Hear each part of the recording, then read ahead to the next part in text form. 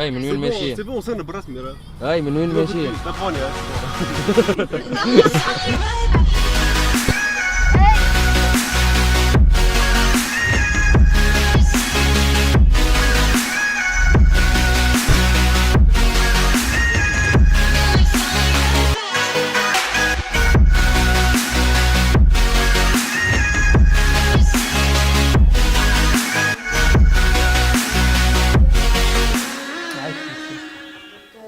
C'est Omar Giga, c'est le fondateur de Walliscar.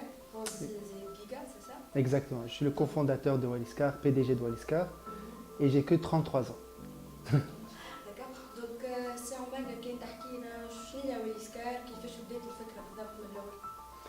Alors, le Fekra Walliscar date en 2005. On a rencontré un constructeur automobile, un ancien constructeur automobile dans l'île de Wallis et Futuna. En gros, il nous a expliqué comment on pouvait rentrer dans l'industrie automobile. Donc, c'était une simple rencontre. C'était l'improviste. Exactement, c'était complètement par hasard, accueilli dans une île du Pacifique, dans une toute petite île du Pacifique. Et donc, en décembre 2005, on est rentré à Tunis. On l'a contacté en janvier 2006. On lui a dit « Shqaw le Kenji Tunis » et tu nous aides à lancer le projet d'un constructeur automobile tunisien. Ensemble, on le fait, puisque tu as l'expérience et le savoir-faire.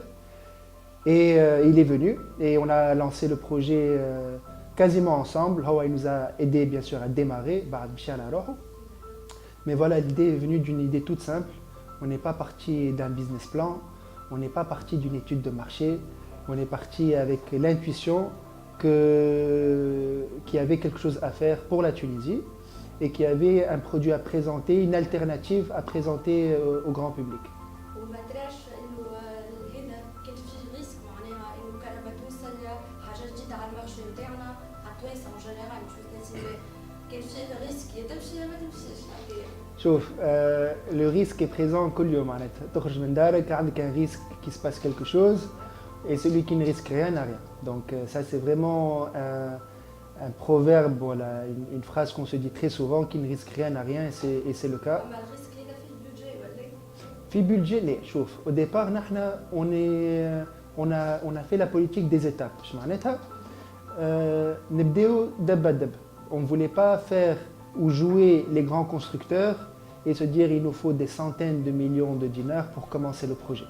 Donc on s'est dit voilà, avec un petit budget, à combien on peut lancer un prototype? Est-ce que ça va nous coûter 1 million de dinars ou est-ce que ça va nous coûter 50 000 dinars? Pour lancer un prototype, ça nous a coûté 50 000 dinars. Le deuxième prototype nous a coûté un peu moins, 30 000 dinars. Donc réellement, on a commencé avec un petit budget. Et après, on voit le marché, on voit la demande, on voit les clients, et on commence à investir petit à petit. اما ça n'empêche que فما كونكورونس كبيره خليتوها بين انك تصنع كهرباء تونسيه كيسيب الكاتيجوري معينه تاع عباد كونكورونس مع لي مارك الاخرين اللي هو مش كهرباء تونسيه وقاعدين يبيعوا بالكدا. Exactement, chauffe. La concurrence, ça veut tout dire et ça veut rien dire. Pour nous, Wallis n'a pas de concurrents. Où on ne les voit pas comme des concurrents, ou ils ne nous voient pas non plus comme des concurrents.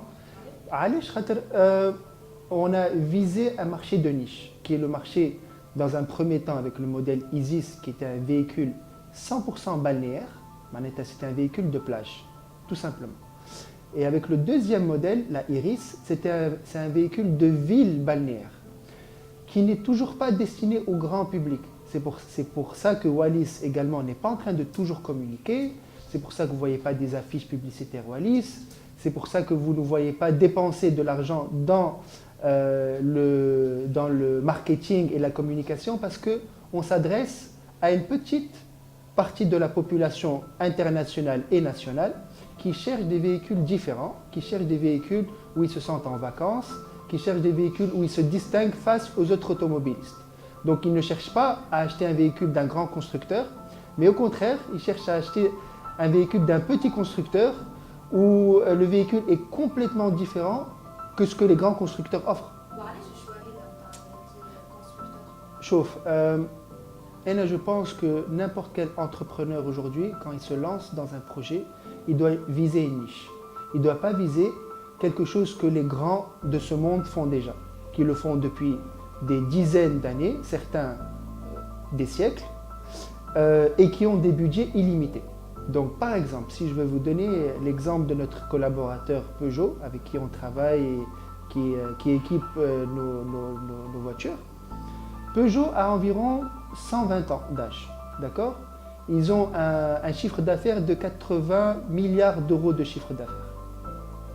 Donc si on va s'amuser à vouloir concurrencer une 208 ou un des véhicules Peugeot, bon, ça va être très difficile, d'accord? Donc finalement on s'est dit, quelle est la niche que les grands constructeurs ont abandonnée? Et ça, c'était la niche des véhicules de plaisance. Pourquoi? Parce qu'un grand constructeur, s'il va vendre moins que 50 000, 60 000 véhicules, pour lui, ce n'est pas rentable. Alors que pour nous, c'est très rentable. Donc, l'idée, c'est quoi? De n'importe quel entrepreneur ou d'un nouvel entrepreneur, d'un jeune entrepreneur, c'est de toujours viser une niche, de devenir très fort dans sa niche. Et une niche, ça ne veut pas dire la petite niche du chien qui a que 2 ou 3 clients. Non, pas du tout. Une niche, ça peut être des clients très particuliers, mais qui représentent un très grand nombre de clients. D'accord? Par contre, parmi les projets نتاعكم تولي مسدلين معناها les catégories الكل كيما برشا des marques نتاع كراف والكل حاجة باهية باش تكون Bien sûr. Alors voilà, donc qu'est-ce qu'on fait? Dans un premier temps, on se spécialise et on devient très fort et imbattable dans notre niche, dans notre segment de véhicules. Quand on maîtrise bien ce segment-là, on commence à se diversifier petit à petit. Pas tout d'un coup. On ne va pas présenter du jour au lendemain une dizaine de véhicules, une dizaine de modèles différents. On commence par 1, 2, 3, 4. Plus on a la crédibilité, plus on a le savoir-faire, plus on commence à se diversifier. Mais c'est ce que tous les grands constructeurs ont fait, parce que ce qui est amusant, c'est que maintenant, on les regarde aujourd'hui. Mais ce qu'il faut faire, il faut les regarder quand ils ont commencé. Quand même Mercedes a commencé, les premières années, ils ne présentaient pas 20 modèles de véhicules. Ils ont présenté 1, 2, 3, et petit à petit, ils ont élargi leur gamme. Donc, ce qui va être sûrement le chemin logique de Wallis également. D'ailleurs, aujourd'hui, on est à 2 véhicules. Prochainement, on va présenter un pick-up. Dans pas longtemps, on va présenter aussi une citadine destinée aux étudiants. On va sûrement présenter un véhicule électrique. Donc voilà, on est aussi sur le chemin d'élargir la gamme. Après le lancement de le produit Walliska, تحس النوسيون تاع التوانسه ولات تبدلت في لي برودوي نتاعنا معناها ولات عندهم ثقه حاجه جديده دخلت عليهم هاي نمشيو الكهرباء هذيك تونسيه هاي نجربوا اللي حاجه مش مستانسين بها تحسها تبدلت. Oui, شوف انا عندي ثقه كبيره sur les Tunisiens, sur les consommateurs tunisiens. Je pense que beaucoup donnent énormément la chance aux marques tunisiennes et aux produits tunisiens. Ok? باش يقول لك لي يعطيو الثقه je sais pas quoi. شوف, il y a des domaines les consommateurs tunisiens n'achètent que des produits tunisiens. Il y a des domaines où ils n'achètent que des produits étrangers. مثلا الحليب. Ok? Ils n'achètent que la marque tunisienne. Okay, on ne va pas la nommer, on peut la nommer, c'est pas grave. Ils n'achètent que la marque tunisienne. Il y a des produits, il y a le même bac au halib qui est importé, ils préfèrent la marque tunisienne. Pareil pour les pâtes, pareil pour généralement tout ce qui est agroalimentaire. Après, il y a des choses où bizarrement, ils ne veulent pas acheter des marques tunisiennes. Pourquoi? Peut-être par expérience, mauvaise expérience qu'ils ont eue dans le passé, peut-être parce que c'est tout nouveau pour eux, ils n'ont pas encore l'habitude, mais c'est à nous, les industriels, les entrepreneurs, les créateurs de marques, à gagner leur confiance. C'est tout à fait logique. On ne peut pas demander, et spécialement dans l'automobile, on ne peut pas demander à quelqu'un de mettre 45 000 dinars, voilà 50 000, voilà 60 000 dinars dans une voiture qu'il ne connaît pas. On peut lui demander, bien sûr, mais il faut le convaincre. Et il faut faire les efforts pour le faire. Quand on vend une voiture à 40 000 dinars, c'est pas comme vendre un paquet de biscuits à 3 dinars. Comme 3 dinars, il te dit, bon, au pire des cas, c'est pas bon, je ne vais pas acheter. 40 000 dinars, c'est 40 000 dinars. Il y a des gens qui s'économisent, il y a des gens qui se mettent à crédit, ils prennent des leasing et tout ça. C'est pas évident. Donc, soit nous, les entrepreneurs, les chefs d'entreprise, on se dit, il y a un challenge à faire, mais si on le fait bien, on le réussira. Ou soit on se dit, on reste dans la facilité, soit on va faire de l'import-export, voilà, soit on va produire voilà, un produit qui est simple, qui est connu, là on va faire des biscuits, tout ça. J'ai rien contre les biscuits, hein. Mais bon, on va faire quelque chose qui est déjà mawjoud في السوق, on va faire un plus beau logo, on va faire un plus beau packaging et on va le vendre. Moi, on doit aller vers la difficulté, vers l'innovation, on doit être pionnier. Inch'Allah, et c'est notre rêve, que d'autres constructeurs automobiles tunisiens se créent, parce que ça va créer une vraie dynamique automobile. Ça va être bien pour la marque Wallis aussi, ça va être bien pour le consommateur, parce que plus on voit des marques tunisiennes automobiles ou quoi que ce soit, plus on a confiance. Quand on est le seul et unique pendant des années, c'est très difficile parce qu'on est en train de faire un travail énorme, entre guillemets, j'aime pas utiliser ce mot, mais c'est un peu ça, d'éducation. De dire, regardez, de la même façon qu'au départ, quand il y a eu quelques marques coréennes qui sont venues en Tunisie, tout le monde les critiquait et c'était de très bonnes marques. Il y a eu pas mal de mêmes choses avec les marques chinoises et finalement, ce n'est pas de si mauvaises voitures également. Donc il y a quand même un travail éducatif à faire que nous aujourd'hui, Wallis est en train de faire. S'il y avait d'autres constructeurs automobiles tunisiens, au moins la charge de travail aurait été divisée. اما سامحني جوست حاجه بالك اللي ساعات ما نلوموش على لي زونتربريز نتاعنا خاطر ساعات المشكله مش منهم فما شويه مشكله من الدوله ساعات الدوله ما تمنش باللي جون باللي زونتربريز هذوكم دونك هي انا با لو شوا معناها ما عنديش لي مويان باش توصل معناها لي جون لي برودوي يكون طياره معناها هود كاع دونك ما نجموش Ça n'a rien à voir avec الدولة. الدولة c'est les gens. Non, pas du tout. Ça n'a rien à voir avec الدولة. Non, ça n'a rien à voir. Ça n'a rien à voir.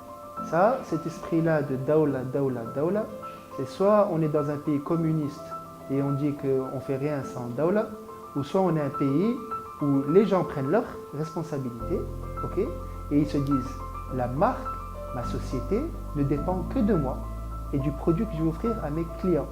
Si on va rester se tourner les pouces et dire c'est à cause de Daoula qu'on n'a pas réussi, c'est être vraiment très bête et très incompétent.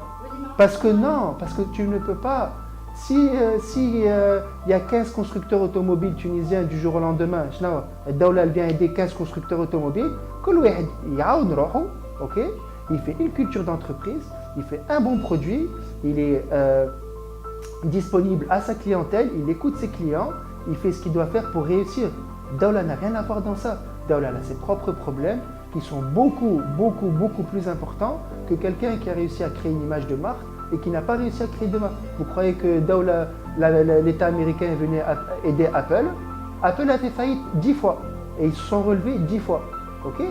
Personne n'est venu voir aider Steve Jobs. Voilà, le gouvernement américain n'est pas venu voir Steve Jobs et lui dire « Esma, tu en as avec une communication forte ou tu as sur ton produit et je vais t'innover tes téléphones. » Non, c'est Steve Jobs et son équipe qui l'a fait. Et s'ils avaient fait faillite, ils avaient fait faillite.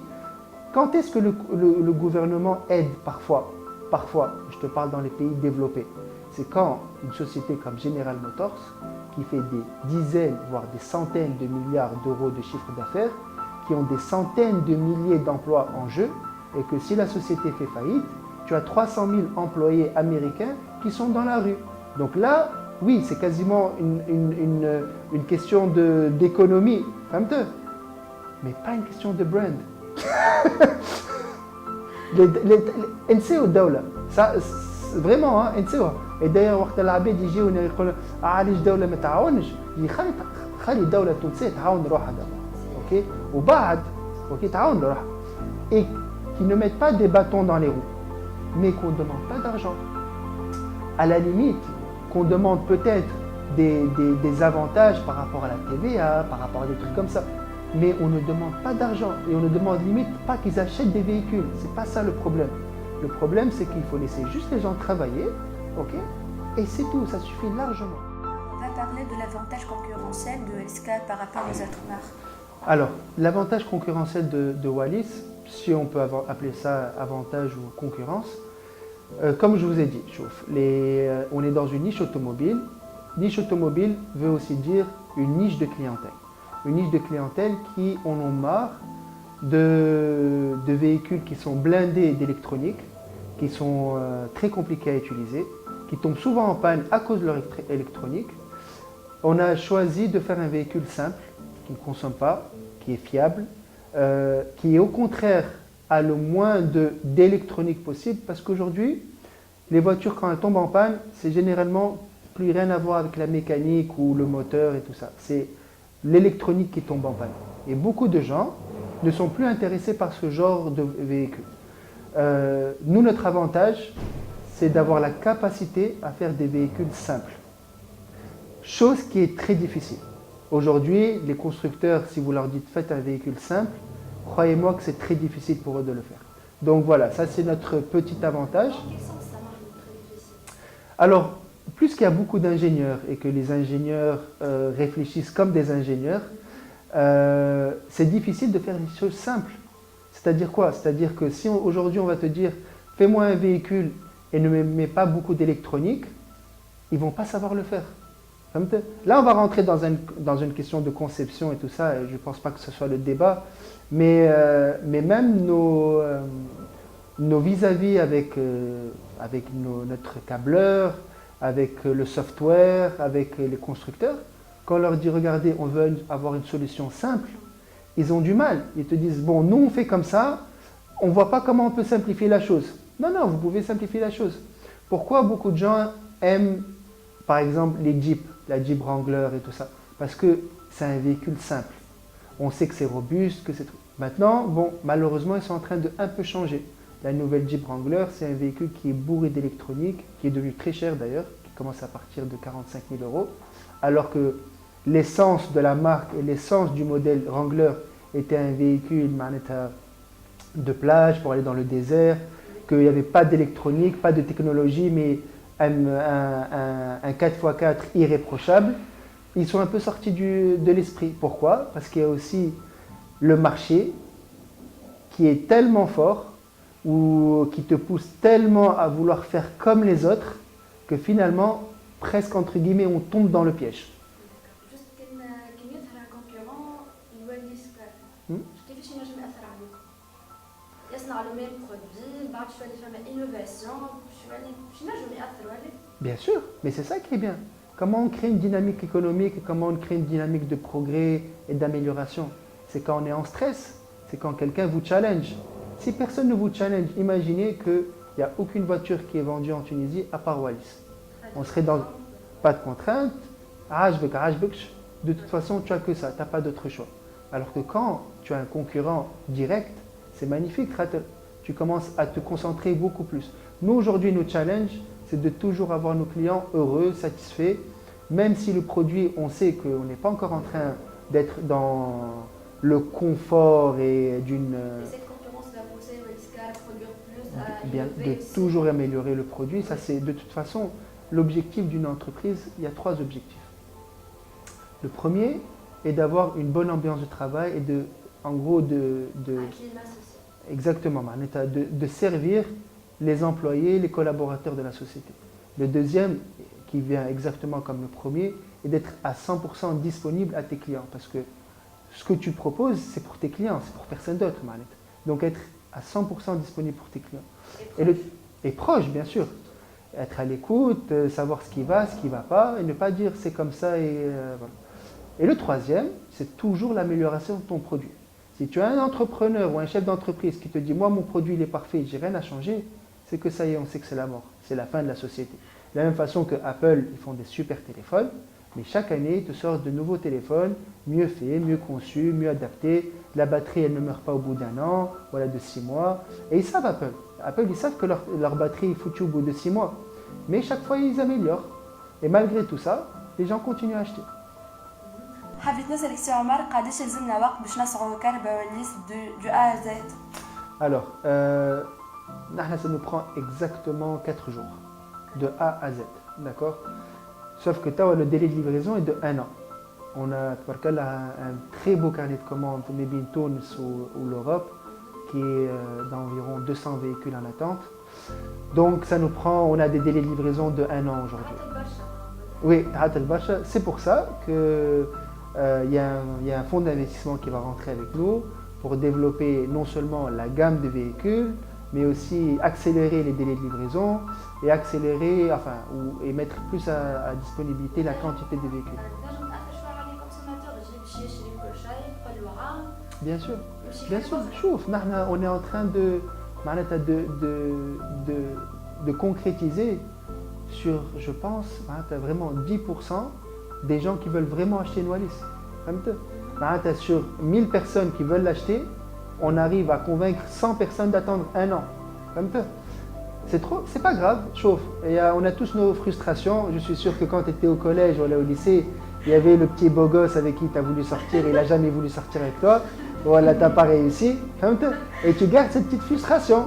Voilà, un jour je l'aurai. Pareil avec la Wallis. L'abed, vraiment, ils veulent l'acheter et ils te disent Zaham, mais j'aime ce stana. Mais wallahi, un jour je l'aurai. Kif kif.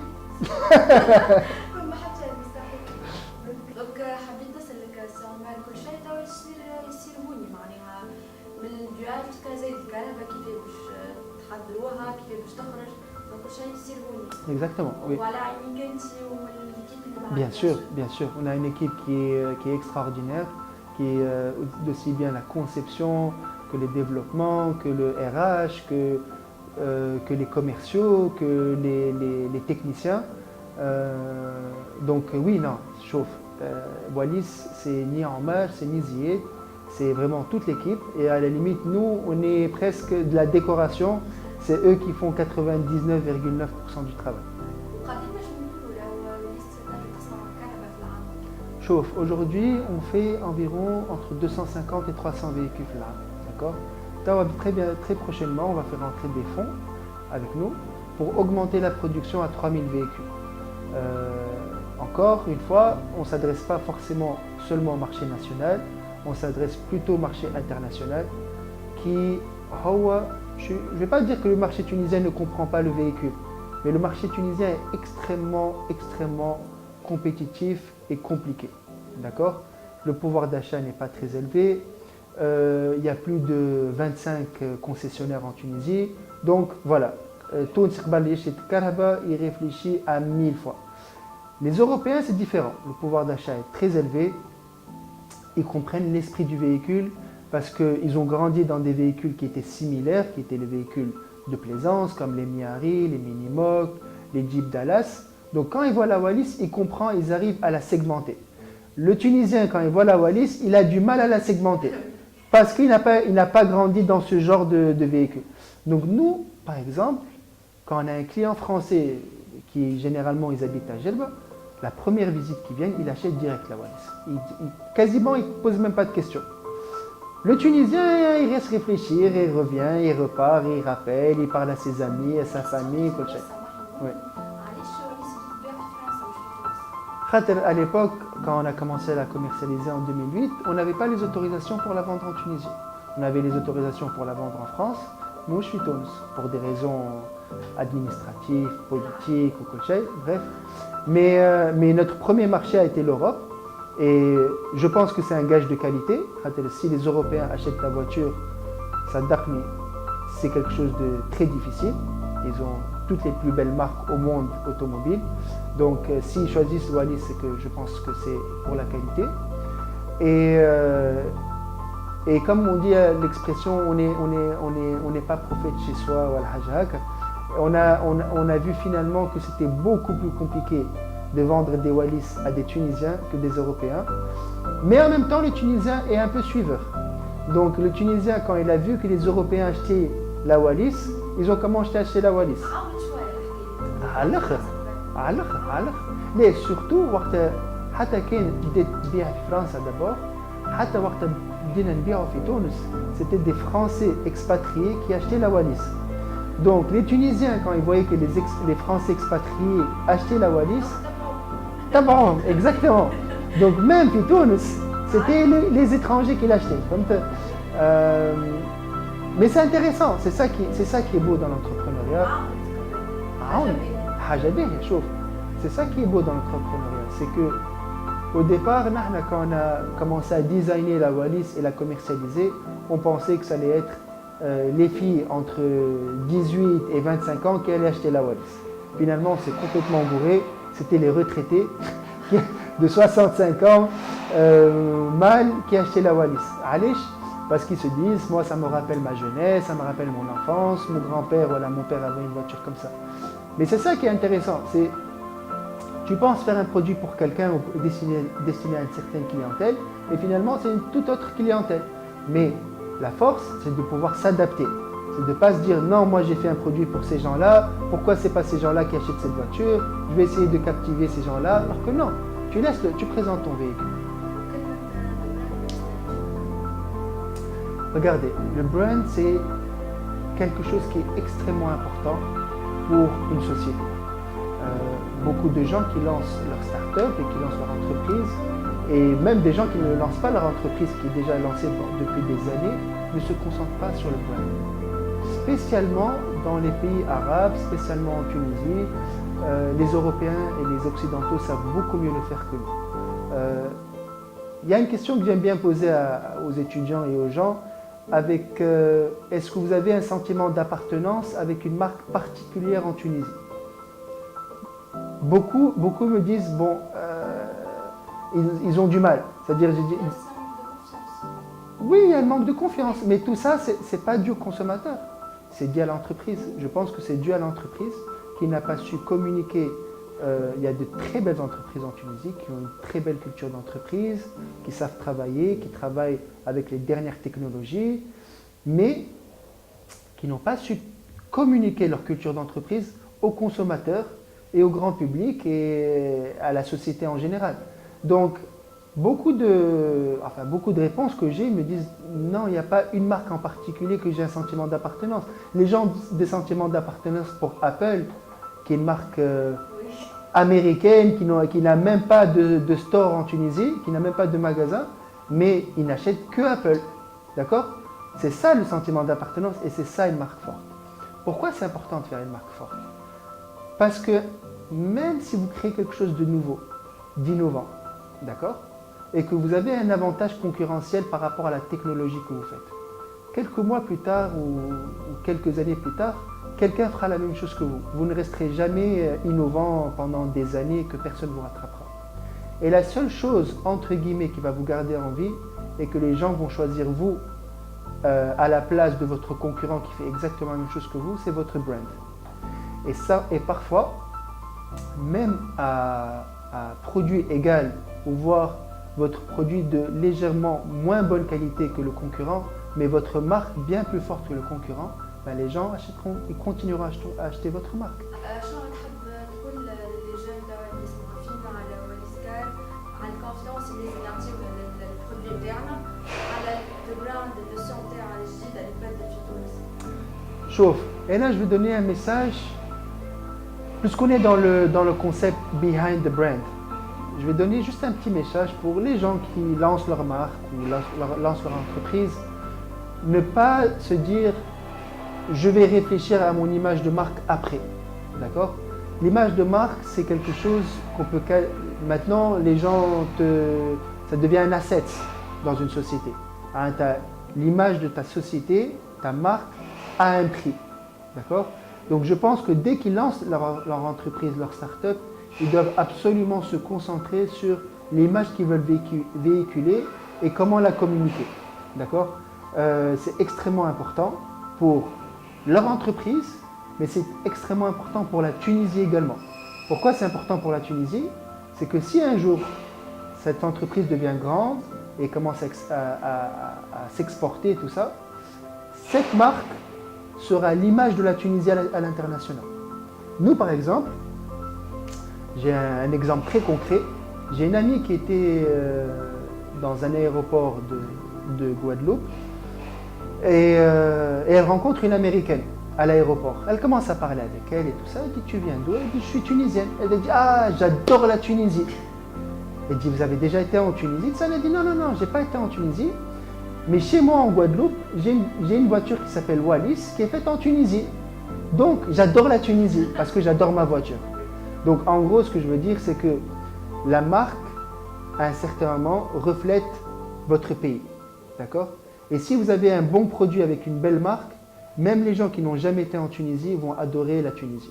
De la même façon que vous n'avez jamais été au Japon et que vous avez une idée sur les Japonais. Et vous n'avez jamais rencontré de Japonais, je suis sûr. Et que vous n'avez jamais mis votre pied à Tokyo.